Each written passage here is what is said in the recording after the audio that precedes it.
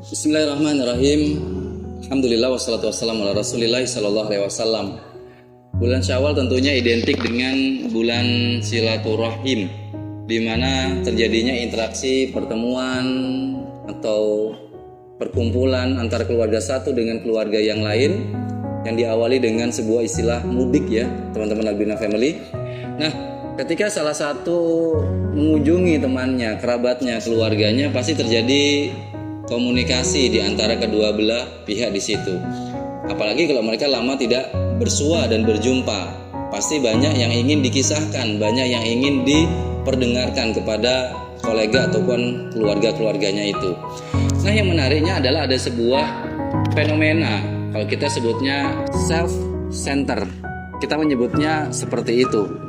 Apakah self-center itu adalah ketika seseorang, sebut saja si A, bercerita kepada temannya, saudaranya si B semisal.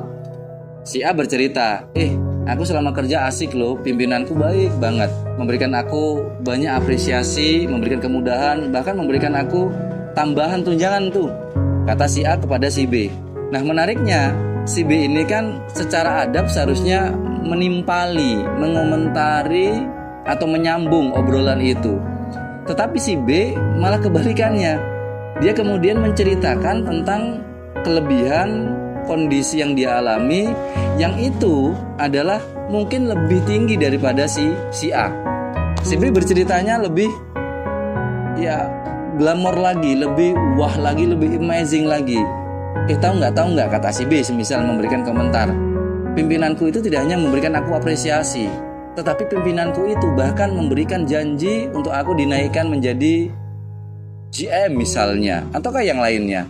Jadi si B ini melakukan self-center. Dia merasa ingin dipahami, dia merasa menjadi sosok yang ingin dibanggakan dan dihormati. Nah, teman-teman Albina Family yang dimuliakan oleh Allah Subhanahu wa taala, yang menjadi pertanyaannya adalah, bolehkah yang seperti itu?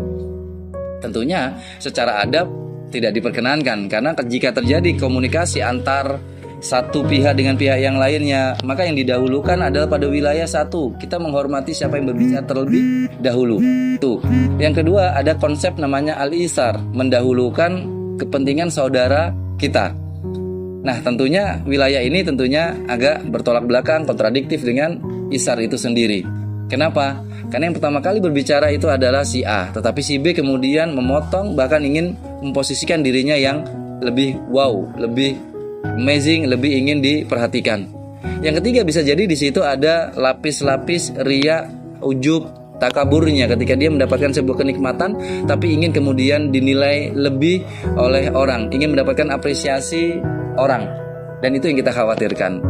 Maka teman-teman Albina Family yang dimuliakan oleh Allah Subhanahu wa taala, hati-hati dengan self-center ini, khususnya saat kita berbicara dengan banyak teman kita, banyak saudara kita.